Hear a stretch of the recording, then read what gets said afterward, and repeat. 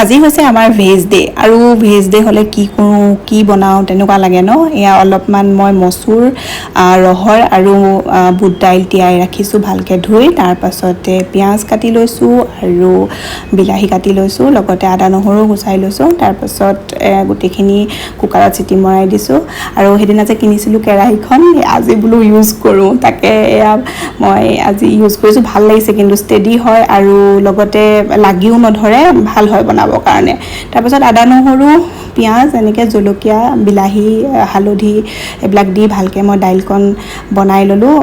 যিহেতু ভেজ হ'লে মানে অকণমান চটপট কিবা এটা হ'লে ভাল লাগে আৰু। তাৰপাছত এয়া মই পদিনা আৰু আমৰ চাটনিও অলপ বনাই ল'লোঁ। তাৰপাছত এয়া পাতল পাতলকৈ আলু কাটি লৈছোঁ, লগতে বেচন পিঁয়াজ আৰু অলপমান মছলা পকৰাকেইটা ফ্ৰাই কৰি ল'লোঁ। তাৰপাছত এয়া মোৰ হৈছে সম্পূৰ্ণ ভেজ থালিখন। বহুত বেছি কৰা নাই যিহেতু ইমান গৰম পৰিছে। এয়া চিম্পলকৈ মোৰ ভেজ থালি, বাট